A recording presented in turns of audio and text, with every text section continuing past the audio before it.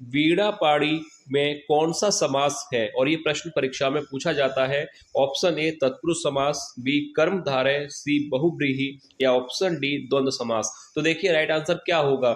बीड़ा पाड़ी का अर्थ क्या होता है? पाड़ी का अर्थ होता है हाथ, यानी जिसके हाथ में बीड़ा है अर्थात माता सरस्वती। तो राइट आंसर हो जाएगा ऑप्शन सी बहुव्रीहि समास। ऑप्शन सी राइट आंसर हो जाएगा। जहां पर दोनों पदों को छोड़कर किसी अन्य पद की प्रधानता होती है वहां पर बहुव्रीहि समास होता है, याद रखिएगा। अगला प्रश्न है, परोपकार में प्रयुक्त संधि का क्या नाम है? ऑप्शन ए विसर्ग संधि, बी यड़ संधि, वृद्धि संधि या ऑप्शन डी गुण संधि। तो राइट आंसर क्या होगा? परोपकार शब्द में संधि। देखिए परोपकार का संधि विकसित किया जाए तो क्या होगा? पर धन उपकार। अब देखिए पर धन उपकार, यहाँ पर ओ की मात्रा है, तो जहां पर ओ की मात्रा हो वहां पर कौन सी संधि होती है? तो आपको याद रखना है ऑप्शन डी गुण संधि। क्यों? क्योंकि अ धन उ मिलकर बनता है ओ, और यह किस संधि के नियम को दर्शाता है? यह बताता है कि यह नियम गुण संधि का है। जब अ धन उ मिलकर ओ बनता है वहां पर गुण संधि होती है। अगला प्रश्न है, उत धन हार के योग से कौन सा शब्द बनेगा? ऑप्शन ए उतार, बी आहार, सी उद्धार या ऑप्शन डी उदार। तो देखिए पहले तो ये व्यंजन संधि है।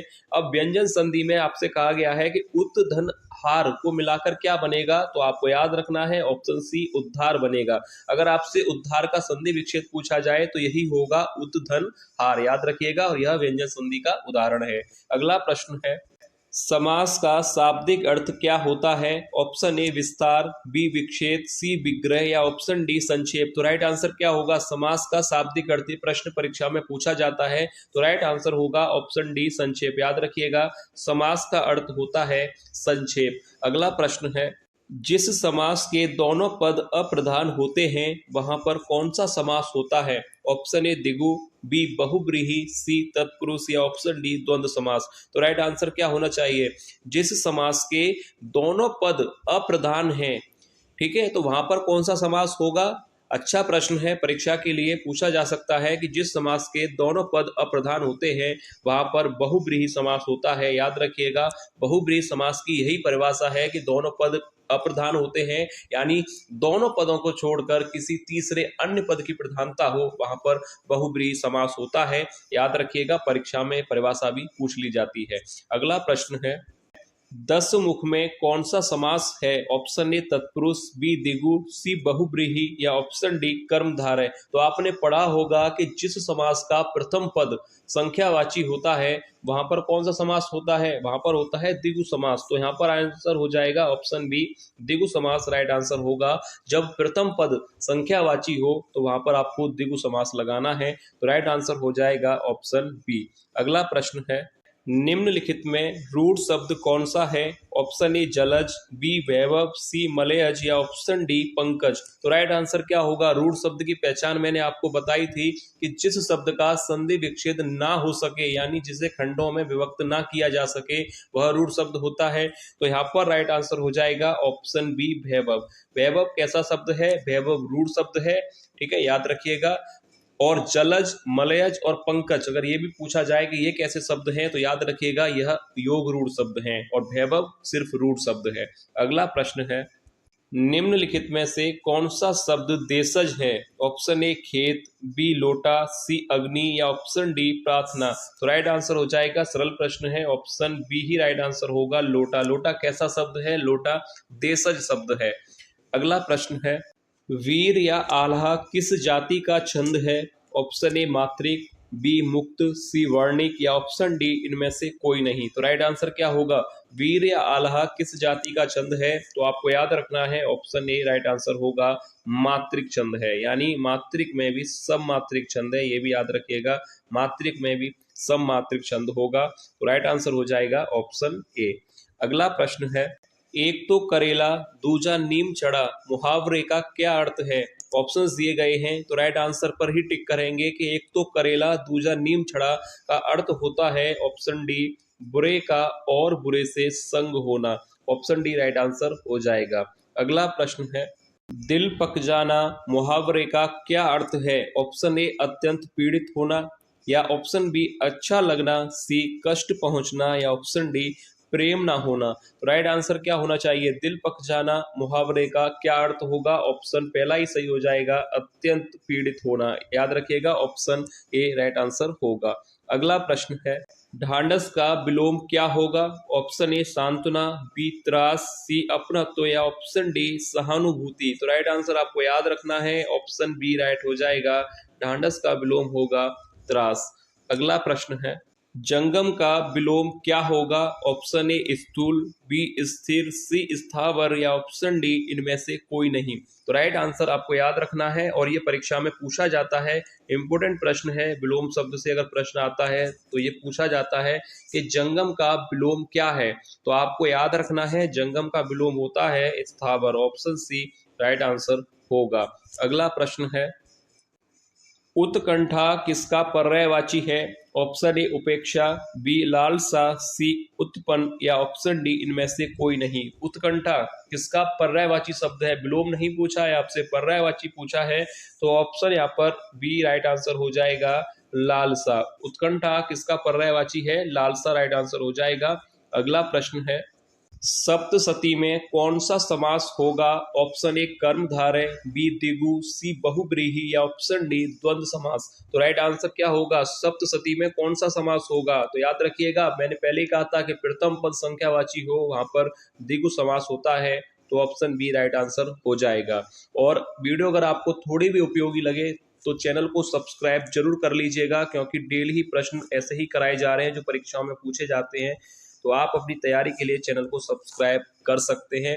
जिन्होंने भी अभी तक सब्सक्राइब नहीं किया है, चैनल को सब्सक्राइब जरूर कर लें। तो चलिए अगला क्वेश्चन देखते हैं।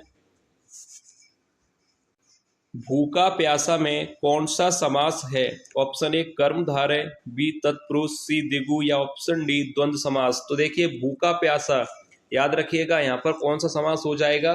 तो ऑप्शन डी राइट आंसर होगा, द्वंद्व समास होगा। और द्वंद्व समास इसलिए होगा कि जहां पर दोनों पदों की प्रधानता हो, वहां पर याद रखिएगा, ये प्रश्न बनते हैं कि जहां पर दोनों पदों की प्रधानता हो वहां पर द्वंद्व समास होता है, और जहां पर दोनों पदों को छोड़कर किसी तीसरे अन्य पद की प्रधानता हो वहां पर बहुव्रीहि समास होता है। याद रखिएगा, ये दोनों परिभाषाएं पूछी जाती हैं, दोनों क्लियर कर लीजिए। तो यहाँ पर राइट आंसर हो जाएगा ऑप्शन डी द्वंद्व समास। अगला प्रश्न है, मुनिवर में कौन सा समास होगा? ऑप्शन ए द्विगु, बी बहुव्रीहि, सी कर्मधारय या ऑप्शन डी द्वंद्व। तो राइट आंसर क्या होगा? मुनिवर शब्द में कौन सा समास है? ऑप्शन सी राइट हो जाएगा, कर्मधारय। ऑप्शन सी राइट आंसर होगा। अगला प्रश्न है, किस समास में दोनों पद मिलकर एक नया अर्थ प्रकट करते हैं? वहां पर कौन सा समास होता है? मैंने अभी परिभाषा बताई थी, क्योंकि परिभाषा भी प्रश्न पूछे जाते हैं। ठीक है, तो ध्यान से देखिएगा, किस समास में दोनों पद मिलकर एक नया अर्थ प्रकट करते हैं? तो वहां पर कौन सा समास होता है? ऑप्शन बी आपको याद रखना है, बहुव्रीहि समास होता है।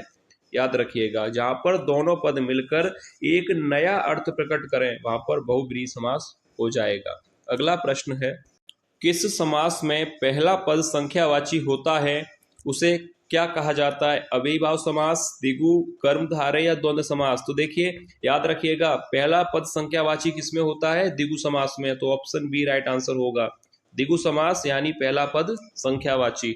अगला प्रश्न है, व्यायाम में कौन सी संधि है? ऑप्शन ए यड़, बी गुड़, सी स्वर या ऑप्शन डी विसर्ग संधि। तो राइट आंसर क्या होगा? ये प्रश्न मैं पहले भी करा चुका हूं, क्योंकि ये पूछा जाता है व्यायाम में। अगर आपसे संधि पूछा जाए तो याद रखिएगा, ऑप्शन ए यड़ संधि होगी। व्यायाम में कौन सी संधि है? यड़ संधि, याद रखिएगा। अगला प्रश्न है, तिरस्कार का संधि रूप क्या होगा? ऑप्शंस दिए गए हैं, तो राइट आंसर क्या होगा? तिरस्कार का संधि विच्छेद। देखिए, तो ऑप्शन यहाँ पर बी और सी ये दोनों गलत हैं।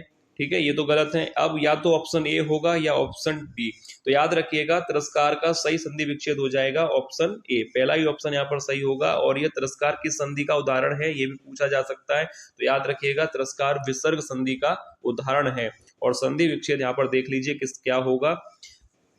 अगला प्रश्न देखते हैं, कौन सा निश्चयवाचक सर्वनाम का उदाहरण है? ऑप्शंस दिए गए हैं, कौन, आप, कोई या यह। तो निश्चयवाचक सर्वनाम आपसे पूछा गया है, तो यहाँ पर राइट आंसर हो जाएगा ऑप्शन डी, यह निश्चयवाचक सर्वनाम होगा। अगला प्रश्न है, हिंदी को भारत की राजभाषा के रूप में कब स्वीकार किया गया था? ऑप्शंस दिए गए हैं, तो राइट आंसर क्या होगा? हिंदी को भारत की राजभाषा के रूप में स्वीकार किया गया था। ऑप्शन बी राइट हो जाएगा, 14 सितंबर 1949 को। याद रखिएगा, 14 सितंबर को हिंदी दिवस मनाया जाता है। इसी वजह से मनाया जाता है क्योंकि हिंदी को भारत की राजभाषा के रूप में स्वीकार किया गया था इसी तारीख 14 सितंबर 1949 को। याद रखिए।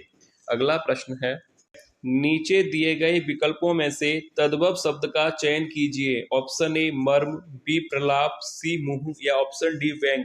तो राइट आंसर क्या होगा? तद्भव शब्द आपसे पूछा गया है, तो देखिए यहाँ पर ऑप्शन सी राइट आंसर हो जाएगा। मुंह कैसा शब्द है? मुंह तद्भव शब्द है।